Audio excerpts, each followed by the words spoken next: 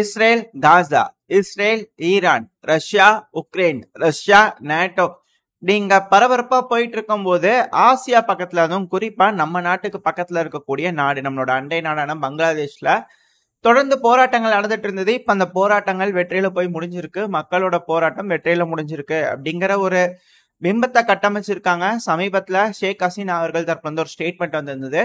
ஒரு வெள்ளை நபர் நம்ம நாட்டுல கிறிஸ்டியானிட்டி பகுதி உருவாக்குறதுக்காக ட்ரை பண்றாங்க, ஒரு புது பகுதி உருவாக்குறதுக்காக பாக்குறாங்க, பேசிக்கா ட்ரை பண்ணிருக்காங்க. ஆக்சுவலா அது பங்களாதேஷ் தரப்புல நஹி அப்படின்னு சொல்லியிருப்பாங்க போல இருக்குது. அதனால உனக்கே நஹிப்பா அப்படின்னு சொல்லி அவங்கள அனுப்பிச்சு விட்டாங்க. பங்களாதேஷ்ல ஆட்சி கழிப்பு சக்சஸ்ஃபுல்லா நடந்துருச்சு. ஷேக் ஹசீனா அவர்கள் தஞ்சம் மூந்திருக்கிறாங்க நம்ம நாட்டுக்கு, நம்மளும் அடைக்கலம் கொடுத்துருக்கோம்.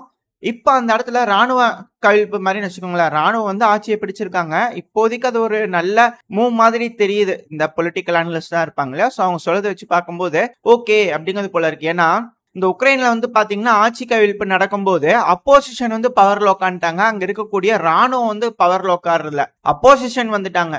சோ அந்த சமயத்துல அப்போசிஷன் வர்றதுனால வேற வழி இல்ல, அந்த இடத்துல யார் வராங்களோ டெம்பரரியா ஒரு அரசாங்கம் வந்துச்சு, அது நடந்தது. ஆனா இங்க வந்து பாத்தீங்கன்னா ராணுவம் ஆட்சியை பிடிச்சிருக்கிறாங்க அப்படிங்கிறது போலாம் சொல்லப்பட்டது. ஒருவேளை ராணுவத்தோட கட்டுப்பாட்டுக்குள்ள ஆட்சி வந்துருச்சுன்னா ஒரு 6 மாசம் பிரீத்திங் டைம் கிடைக்கும். சோ இந்த ப்ரொடெஸ்ட் எல்லாத்தையும் கொஞ்சம் அமைதிப்படுத்த வச்சுட்டு சாந்தப்பட வச்சுட்டு அதுக்கப்புறமா இந்த இடத்துல எலெக்ஷன் கொண்டு வரும்போது ஏன்னா டெமோக்ரஸி மலர்ந்தாகணும், இல்லைன்னா அப்புறம் அண்ணன் வந்துருவாரு அங்கிருந்து. ஐயோ முடியாது. அதனால வந்து அவர் வந்துருவாங்க. இல்ல அந்த அண்ணன் வந்து இங்கேயே உட்காந்துட்டு ஏதோ ஒரு நபரை உட்கார வச்சிடலாமான்னு கூட வேடிக்கை பார்க்கலாம். மேல இருக்கக்கூடிய சீனாக்கு இது மிக பெரும் அச்சுறுத்தல். ஏன்னா மயன்மார்ல மிலிட்டன்ஸ் கொஞ்சம் கொஞ்சமா அப்பர் ஹேண்ட் கிடைச்சிட்டு வருது. அங்க இருக்கக்கூடிய ராணுவமும் சரி மிலிட்டன்ஸும் சரி மாறி மாறி அடிச்சுக்கிட்டு இருக்காங்க. அதுவும் இந்த மயன்மார்ல 2 நாளைக்கு முன்னாடி இந்த வடகிழக்கு பகுதியில் இருக்கக்கூடிய அந்த கமாண்ட் போஸ்ட் இருக்கும்ல, லஷோ பேர் கொஞ்சம் கட்டாவில், அந்த பகுதியில வந்து பாத்தீங்கன்னா இருக்கக்கூடிய command post Myanmar national democratic alliance army அப்படிங்கிற ஒரு ரிபல்ஸ் வந்து பாத்தீங்கன்னா அதை பிடிச்சுக்கிட்டு கொடியெல்லாம் ஏற்றி இருந்தாங்க. சோ அங்க ராணுவத்துக்கும் கொஞ்சம் பின்னாடி இருந்துகிட்டு தான் இருக்கு. இப்ப அந்த இடத்துலயும் வந்து கொஞ்சம் மேஜரா இருக்கறனால சைனாவோட கை அந்த இடத்துல ஏதாவது ஒண்ணு பிரதானமாயிருச்சுன்னு வச்சுக்கோங்களேன், சீபக் காரிடோர்ல பாகிஸ்தான் வழியா எல்லாத்தையும் கொண்டு வந்துடலாமான்னு பார்த்தாங்க. இன்கேஸ் அது ஃபெயிலியர் ஆகும் பட்சத்துல மயன்மாரை புடிச்சுக்கிட்டு ரூட் அமைச்சுக்கிட்டு இந்தியாவை சுத்தி வர மாதிரி ஒரு பிளான போட்டாங்கன்னா இந்த மலாக்கா ஸ்டேட்டுக்குலாம் போகணும்னு நீடு இல்ல. சீனாவோட எல்லா வர்த்தகமே இந்த பே ஆஃப் பெங்கால் வழியா நடக்கும். ஸோ பே ஆஃப் பெங்கால் வந்து சுத்தி இந்த அரேபியன் சீப்பை அங்க வேணுங்கிற விஷயங்கள்லாம் சைனா செஞ்சுக்கலாம். அவங்களுக்கு ஒரு டோர் வேணும் ஓபன் ஆகிறதுக்கு. சோ அதுக்காக இங்க மயன்மார்ல ட்ரை பண்ணாங்க. இப்ப அந்த இடத்துல பங்களாதேஷ்ல வந்து ஆட்சி கவிழ்ப்பு நடந்துருச்சு. இது சீனாக்கு நல்லதில்ல, நம்மளுக்கு நல்லதில்ல. சோ இந்த இடத்துல ரொம்ப கிரிட்டிக்கலான ஒரு மூவ் தான். இதுக்கப்புறம் இங்க ராணுவமே தொடர்ந்து ஒரு 6 மாசம் இந்த டிரான்சிஷனல் பீரியட் வரைக்கும் கண்டினியூ பண்ணுவாங்களா, இந்த போராட்டங்கள்லாம் ஓரளவுக்கு கட்டுக்குள்ள கொண்டு வந்ததுக்கு அப்புறமா என்ன ஏதுன்றதை பார்த்து ஒரு ஆட்சி கொண்டு வருவாங்களா இல்ல எப்படி அப்படிங்கிறது தெரியல. பட் இப்ப நடந்திருக்கிறது நம்மளுக்கு நல்லது இல்ல அப்படிங்கிறது மட்டும் நம்மளால புரிஞ்சுக்க முடியுது. பங்களாதேஷ்ல எப்படி இருக்கு, மயன்மார்ல அப்படி இருக்கு. வீடியோ பதிவுகளோட இருக்கு, பாத்தீங்கன்னாலே தெரிஞ்சிருக்கும். இப்ப அந்த ஷேக் ஹசீனா அவர்கள் தப்பிச்சு இந்தியாவுக்கு வந்ததுக்கு அப்புறமா அங்க வந்து பாத்தீங்கன்னா அவங்களோட உடைமைகள் எல்லாத்தையும் வந்து எடுக்கிறாங்க. எப்படிங்க இந்த ஸ்ரீலங்கால ஆட்சி கழிப்பு நடந்தது இல்லையா, சோ அந்த சமயத்துல அவங்களோட சொத்துக்கள் உள்ள இருக்கக்கூடிய பொருட்கள் எல்லாம் சூறையாடினாங்க இல்லையா மக்கள், அதே போல ஒரு இன்சிடென்ட் இங்க நடக்குது. சோ இந்த இடத்துல போராட்டங்கள், மக்களோட போராட்டங்கள், கலவரங்கள் எப்படியாவது தூண்டி விட்டு ஏதோ ஒண்ணு செஞ்சிருவாங்க. நம்ம கொஞ்சம் புத்திசாலித்தனமா இருந்துக்கிட்டோம்னா நம்ம நாட்டுக்கு எது நல்லது, எது தப்பு, எது சரி அப்படிங்கறது கொஞ்சம் யோசிச்சு முடிவெடுத்து எந்த ஒரு விஷயமா இருந்தாலும் நடந்தா பரவாயில்ல. எடுத்தோம் கவுத்தோம் சும்மா கோவமாயி போலியான செய்திகள், ஏன்னா இப்ப இருக்கக்கூடிய இன்ஸ்டாகிராமா இருக்கட்டும், ட்விட்டரா இருக்கட்டும், யூடியூபா இருக்கட்டும், இப்ப எனக்கெல்லாம் வந்து பாத்தீங்கன்னா என்ன சொல்லணும்னு நான் பாட்டுக்கு பேசி கொடுத்துட்டு போயிருவங்க கிட்ட எல்லாத்தையும். போலியான செய்திகள் உங்ககிட்ட நான் அடிக்கடி சொல்றேன் இல்லையா, அது போல பொய்யா சொல்லிட்டு போயிடும். அந்த மாதிரி யார் வேணாலும் என்ன பொய்யா வேணாலும் சொல்லலாம். சொன்ன உடனே அப்படியே நம்பிக்கை வேணாம். ஒரு தடவைக்கு 2 தடவை உறுதித்தன்மை என்ன உண்மை என்ன அப்படிங்கறதெல்லாம் வெயிட் பண்ணி பார்த்து அதுக்கேத்த மாதிரியான விஷயங்கள் இருக்கணும். ஏன்னா இப்ப கென்யாவா இருக்கட்டும் தடுமாறிட்டு இருக்காங்க. அது போல பல நாடுகளும் போராட்டங்கள் வெடிச்சுக்கிட்டு இருக்கு. இப்ப யூகேலயும் அதே போல ஒரு போராட்டம் நடந்துட்டு இருக்கு. சைட்ல வீடியோ பதிவுகளோட இருக்கு, பாத்தீங்கன்னாலே தெரியும்.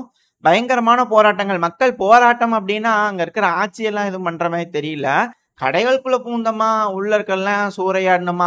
இதுல ஒரு ஹைலைட் என்னன்னா இவங்க யாரும் இமிகிரன்ஸ் மாதிரி தெரியல. இமிகிரன்ஸும் செய்யறாங்க, பட் ஆனா வந்து அங்க இருக்கிற லோக்கல்ஸே வந்து இதை சாதகமா பயன்படுத்தி வேணுங்கிற கடைக்குள்ள போய் வேணுங்கிற பொருளை காசு கொடுத்து வாங்குறதுக்கு பல. ஏன்னா இப்போ ஒரு காஸ்ட்லியான ப்ராடக்ட், ஒரு லேப்டாப் இருக்குன்னு வச்சுக்கோங்களேன், லேப்டாப் சேல் பண்ற கடையை உடைச்சு உள்ள வேணுங்கிற லேப்டாப்ல எடுத்துக்கலாமா அப்படிங்கிறது போல வேலையை பாக்குற மாதிரி தெரியுது. சோ இது போல சூழல் வந்து அசௌகரியமான சூழல் எல்லா பக்கத்துலயும் நடக்குது. ரெண்டாவது அனலிஸ்ட் என்ன செய்யறாங்க, என்ன யோசிக்கிறாங்க அப்படின்னா, ஒருவேளை மத கலவரமா மாறும்போது, ஏன்னா இப்போ மிடில் ஈஸ்ட்ல வந்து பிரச்சனை நடந்துட்டு இருக்கு, முஸ்லீம் கிறிஸ்டியன்ஸ்ன்ற அந்த பிரச்சனை வந்துச்சு, மத பிரச்சனை தான் இப்ப அங்க யூகேல நடந்துட்டு இருக்கு. ஒருவேளை அமெரிக்கால மத கலவரம் வந்தது அப்படின்னா அது எப்படி இருக்கும், என்ன மாதிரி எக்ஸ்ட்ரீம் இருக்கும், எப்படி செய்யலாம், அதை வந்து எப்படி கட்டுப்பாட்டுக்குள்ள கொண்டு வரலாம், எப்படி எல்லாம் ரெடி பண்ணலாம், எந்த மாதிரியான விளைவுகளை ஏற்படுத்தும் அப்படின்னு டெஸ்ட் பார்க்கறதுக்காக யூகேல செஞ்சிருக்காங்க. போலியான தகவலை பரப்பி விட்டு மக்கள் மனசுல கொந்தளிப்பு ஏற்படுத்தி எந்த அளவுக்கு எக்ஸ்ட்ரீம் போறாங்க, எப்படி ரெடி பண்ணலாம் அப்படிங்கிறது வேலைக்காக பண்ணிருக்கிறாங்க அப்படிங்கிற போலியான தகவல்கள் வந்துகிட்டு இருக்கு. உங்களோட விழிப்புணர்வுக்கு தான். இது போல பல விஷயங்கள் நடக்கும். பல நாடுகள் சோதனை பண்றதுக்காக என்னென்ன வேணும்னு சொல்லுவாங்க.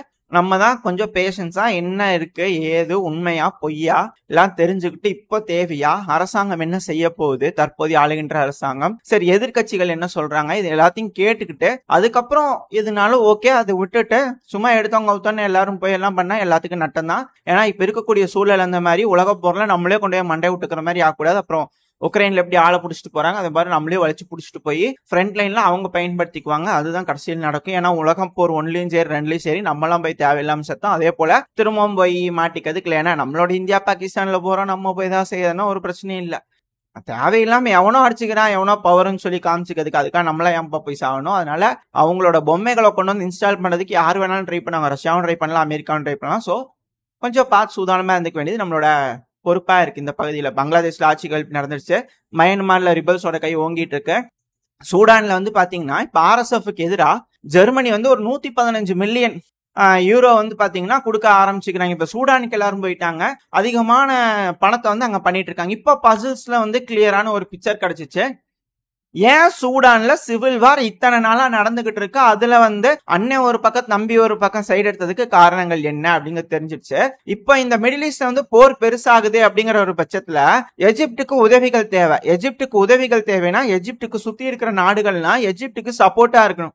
இப்போ மாலி, நிஜர், புர்கினா ஃபாசோ இந்த சஹேல் ரீஜன் ஃபுல்லாவே ஒரு அணியில சேர்ந்து இருந்தாதான் எஜிப்டுக்கு உதவ முடியும். எஜிப்ட் தைரியமா ஒரு முடிவெடுத்து இஸ்ரேல் ஏதாவது செய்ய முடியும்.